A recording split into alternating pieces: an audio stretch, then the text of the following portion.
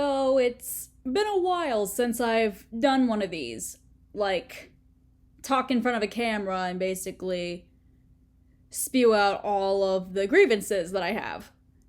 And I'm sorry for the lighting in here. It's kind of terrible, and I don't know how to fix that, unfortunately, but it is what it is. Ever since I finished the best and worst lists of pop music of 2022, I've been giving this a lot of thought. I know I said in my videos that basically, even since COVID, pop music has been going very downhill, and I still stick by that point. And I watched Sean Fay Wolf's video yesterday, I believe, when he posted the first half of the worst list of his worst list. And after watching that video, yeah, I found that he was right because I think we are approaching pop music as we know it, or we've always known it since basically almost over a century ago, because it was like over a century ago, or not, like maybe like 3/4 of a century ago, when basically we started recording or basically keeping track of pop music of the year. And I think Billboard officially started doing their top 100 lists in 1958, because I think because when Billboard was first found, I think it was like in the 40s, and they only did like top 50s. So yeah, like since the 40s, we've been stuck recording like what in the music industry is popular, sort of to the same level around the same time when film started becoming a more acclaimed entertainment. So yeah, like it's been like 3/4 of a century, like almost 75 years since we started doing this. And it all, like all good things, it comes to a point where it's going to change somehow. And I know with music, like if you're much in the know as I am, or even a little bit less, you know that like every decade has a signature sound that associates itself with what pop music was like each decade. So, for example, in the 50s, it was the doo-wop sound that basically was the founding base of what pop music will be in later decades. And then in the 60s, it was I don't know, I think the Beatles started in the 60s. I think so. Like it was like rock. It was anti-war, like sort of music, like rebellious sort of thing that became the defining sound, even though if you look at the billboards from back then, it was a lot more clean. But if we don't know anything, that was the foundation of 60s music, it was like hippie rock stuff. And in the 70s, you still had the rock influence from the 60s in there, but it became more associated with bubblegum pop, which in ways was good, but in ways was also not good. And also, because it was the 70s, you throw in disco in there. That was also defining. Bubblegum pop and disco were the defining sounds. And then you get to the 80s, and it's synth pop, where synthesizers were basically the defining sound of, at least, I think started like 82 onward.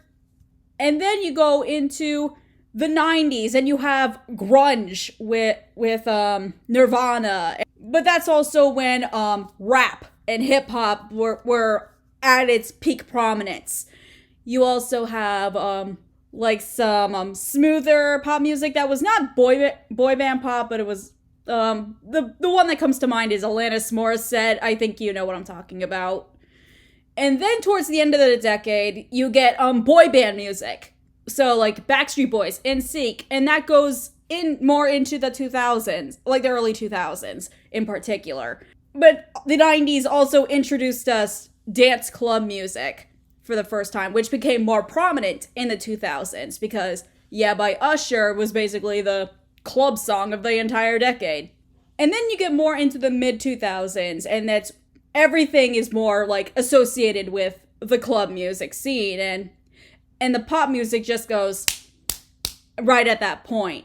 This is where like some people were like, okay, this is sort of where pop music when it's at its greatest in the 2000s, because with new technology, with autotune, this is where autotune started making good things in pop music, but also very bad things in pop music too. And of course, then we go to the 2010s, and if we know anything about the 2010s, if we remember, it was basically EDM, but then like when you get to the mid to late 2010s, it became associated with like techno, like miserable mood pop, as I would refer to it, because oh good god, the Trump era was so terrible. But then we get to the early 2020s, as we are in now, and I know COVID kind of ruined this for the most part, because now it's like we're already in 2023, and what kind of identity do we have? And the identity we have is basically music that we got from SoundCloud, like people like making music in their like own bedroom, which is not a bad thing in hindsight, because that's how garage rock came to prominence in earlier decades, and that escalated into something else that's great. So I'm not saying that people making music in their own free time is inherently bad. A lot of people like and also with the influence of social media on top of that, like TikTok, Instagram, Snapchat, whatever the heck, what they thought was a good idea was, hey, whatever music they use in those very funny videos is going to be what we're playing on the radio. And this is when pop music as we know it is going downhill. Because it seems like, people don't understand what actually makes music good and what really the people of the streaming generation are really wanting to listen to, because people sometimes just put a song in a dumb meme because it's a dumb meme. That doesn't mean the song is good, that people are actually listening to it on the free time. I remember towards the beginning of the decade, but like I forgot when Track Star came out, but it's like, oh, she's a runner, she's a track star. Like, I remember people are posting the first line of the song in random videos because they thought it was funny. And then, and of course, you get the TikTok memes where it's like, even dumber memes with that song. I've listened to the song in full because I put that song in a worst list. I think it was in 2021 where I put that song in there.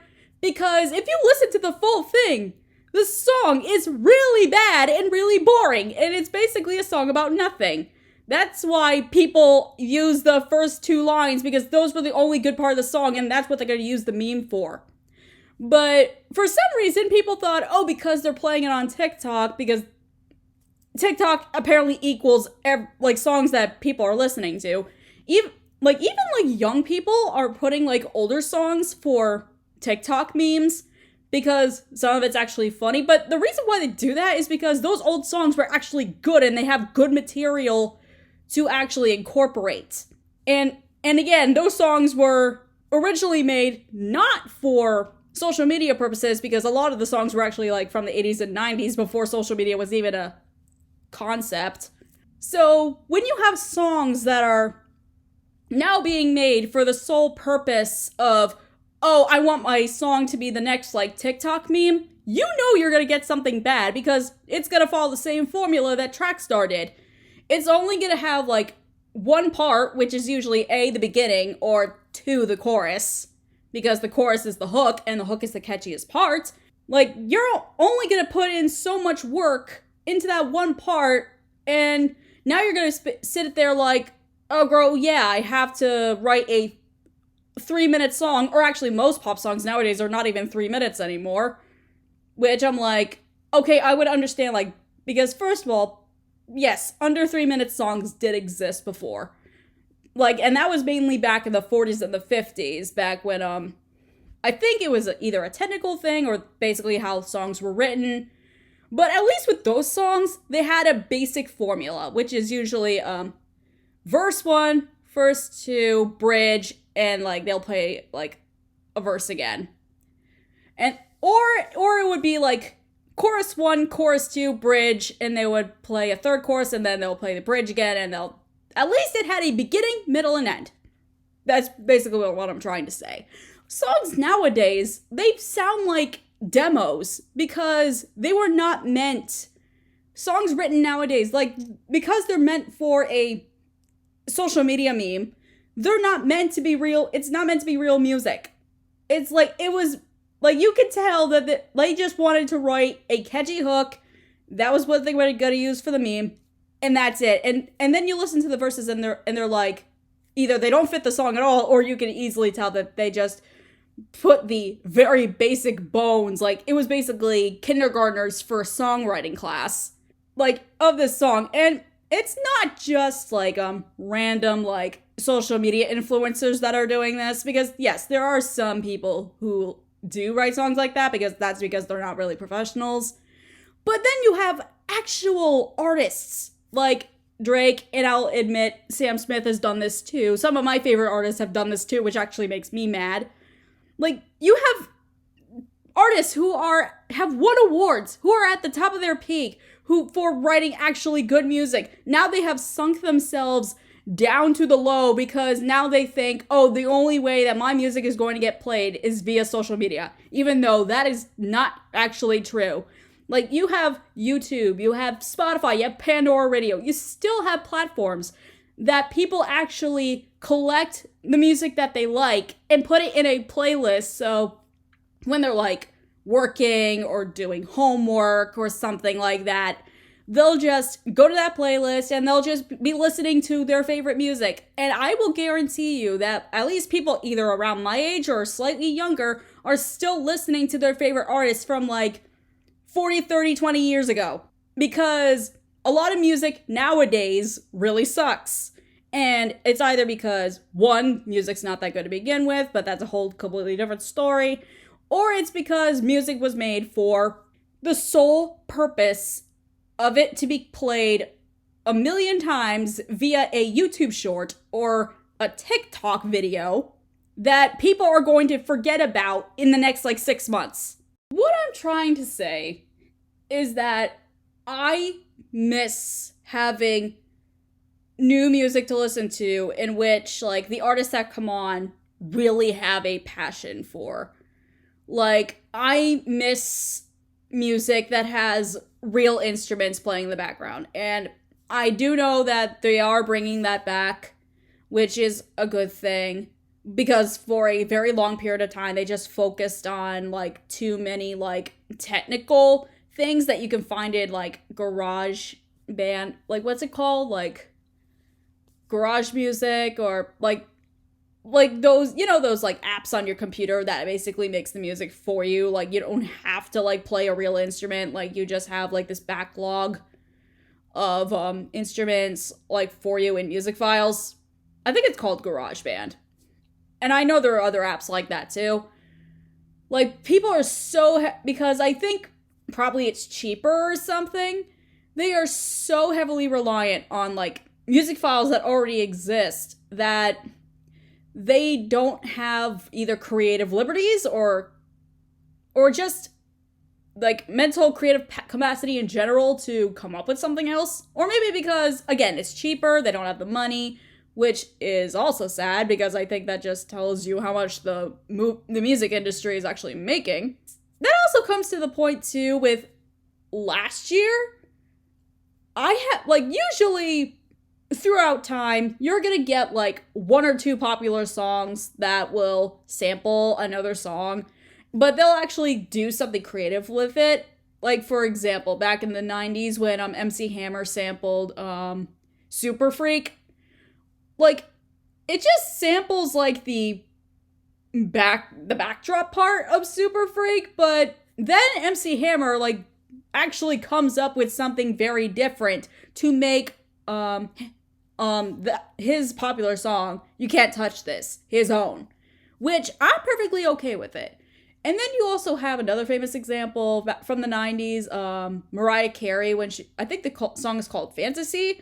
I forgot what the song she sampled was called, but I know it's another hip hop, famous track. Again, I can't think of it at the top of my head right now, but that song of hers is also a classic because there are other elements that make the song her own. Like, it's not like she's blatantly taking another song and then, like, pretending that it's her own. But last year, I think I counted, there were like 30 or something songs that was basically either sampling another song that had existed in the past and they were just too lazy to come up with something else, or B, they just completely ripped another existing song in general because they were too lazy to come up with another instrumental. And I think it's insane that we've come to the point where even the music industry is realizing, hey, because old songs are better, we're not just gonna make anything new, we're just gonna completely rip a song that exists and we're gonna give it to another artist and they'll just come up with some lazy lyrics that doesn't require too much thought. Like, oh my god, the one that really did not have too much thought was when Nicki Minaj released Super Freaky Girl. I think that's the title of it. Like, I know I put that song in my top 35 worst songs of 2022 because 2022 was just that bad. Like, by January or something, when I was trying to complete the scripts for the worst and best songs of 2022 videos, I was just so angry with what I had to deal with last year that I had to completely change my formula of how I've been doing it. Like, I used to be solely reliant on the Billboard Hot 100, like, year-end lists because I was like, oh, these are the songs that actually, like, made it onto the list, so they had to be, like, the top pop songs of each year. But then, like, COVID hit, and a lot of the songs that were on, like, lists were from previous years because obviously people are not making anything new because they can't tour and promote it, which is completely fine. Like, we all know that COVID sucked. So that I had to change the list up because of that, because I did not want my worst or best songs to be full of songs that were basically contenders for last year, meaning 2019, 2020. Like, I didn't want to do that.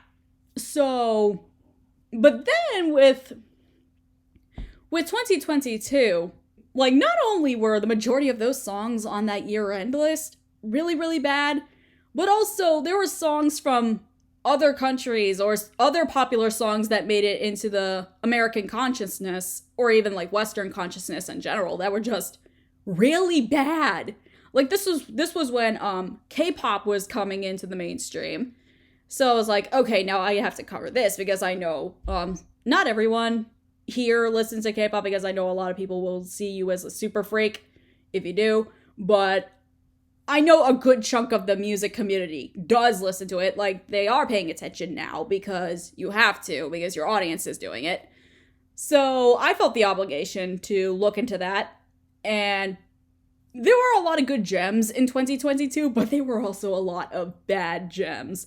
Like, I think the very worst K-pop song I put on the list, it was at number 3, was Two Baddies, One Push. And I was just like, really? This, like, that was the antithesis, I think, of what 2022 was like. That song to me sounded like someone wrote a lazy song with that, like, catchy hook in their basement. And so they went to, this was from NCT, so it was probably someone from SM Entertainment or something. They went to SM Entertainment and said, I know you're, like, because it's like, look, like, whoever runs the company, like, I know his name, but I can't pronounce it off the top of my head. So they go to the guy, and they're like, we know you're low on cash, and you don't have to pay me exactly, but I have this song that will basically get you, like, I don't know, a couple $1,000s from, because NCT is really popular, but I think they can make this work. And the guy listens to it and they're like, it's easy listening schlock. And easy listening schlock, as Talk in the Shadows put it, has been around for years. Like, every single decade, there's always a subgenre of music that's just easy listening. Like, people can, like, very easily find it. Like they don't have to think too much about it. And I'm not saying that easy listening music is all bad. Like, there are ones that are obviously very lazily done, and they were just meant to get, like, people buying, and then people would forget about it again 6 months later. But there are also some easy listening music that's also, like, oh, people, like, remember it fondly. You might hear it at parties or something. I guarantee you that Two Baddies by NCT, I think the subunit is 127.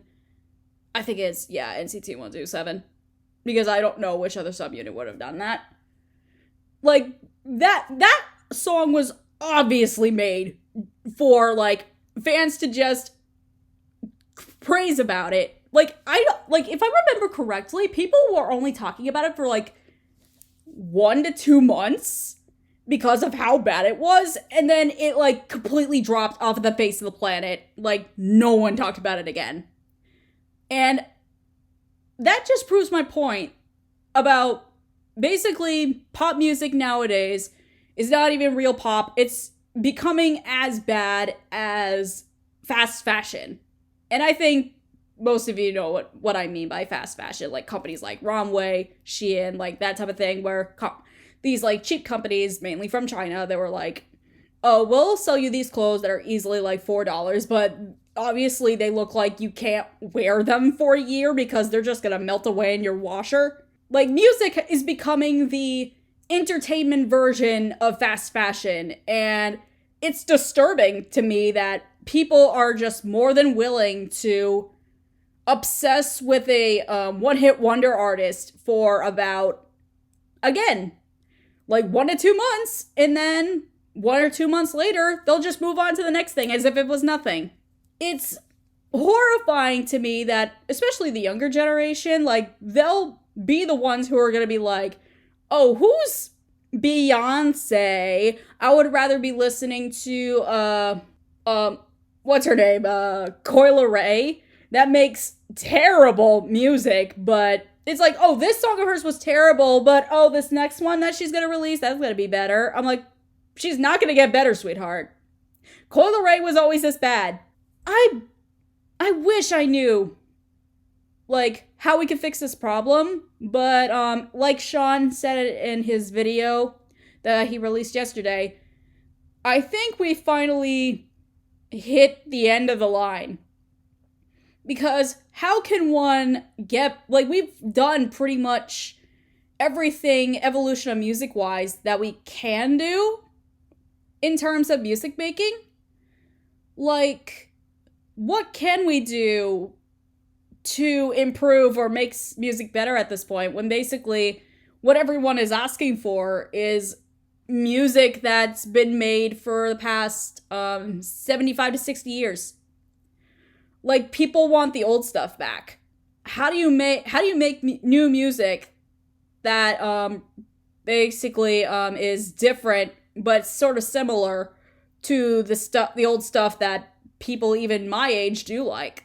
And there are some artists that have been doing that, like The Weeknd, Harry Styles, Dua Lipa. Some people have been doing that, and it's pretty decent, but that's for this time, because the 2020s are still going to continue, and then we're going to go into the 2030s, the 2040s, the 2050s. What else are you going to do? I think I noticed this change in the 2010s, because basically in the late 2010s, during the slumpy Trump era, like, I noticed that a lot of, like, pop music was starting to basically sound the same, because everyone's using the same, like, pop music maker generator. And a lot of songs that, especially ones that I don't like, is like, they play, like, the same, like, set of notes over and over again. I know Someone You Loved by Louis Capaldi is guilty of this because basically it uses the same like pop riff that's basically the same as Don't Stop Believin' by Journey. And granted, I know people hate that song because it's very simplistic and boring, but personally, I love that. It's very catchy. But yeah. So if music is going to sound the same because people don't know how to make it better, and without making it sound like something from years ago, what else is there to do? Now, granted, I'm not some music major, music expert, or anything like that, because if I was, I would go more into the techniques of it, but I don't have that capability. So the best I can do, at least for this rant, is just, again, air out my grievances like I have been doing for the past 30 minutes. Again, if I was a musical expert, I would probably find a way to find something different, but again, that's just me. And again, I'm not a music expert, so I honest to God hope that I'm wrong. And I'm honest to God that everyone is wrong. And maybe, somewhere down the line, a miracle happens and TikTok music dies, and then we do revert to something different, but only time is going to tell. So, I wanted to thank you guys for listening to me rant for about a good 20 minutes to half an hour. I know I've been quiet on this channel, and like I said, I'm really sorry. I've been really busy. As you can see, I actually am in a different place. And, so I've been busy moving around. I got a new job, so I've been busy training on that new job. So a lot of time has been dedicated to finishing those 2022 videos that I mentioned earlier. But now that they're posted and done, I hope I can get more content out, especially content I've been wanting to make for a while. So with that said, I hope you guys have a pretty good day. And if you guys like this video, give the usual like. Feel free to share your comments. And if this is your first video, I completely apologize that this is your first video, because this is not usually the professional work that I do and all that stuff. Like, me ranting is not what I really do on an occasional basis. But feel free to subscribe in the comments, because I promise the future videos are going to be better. I'm Cait, Cher, and it's been real. Ciao!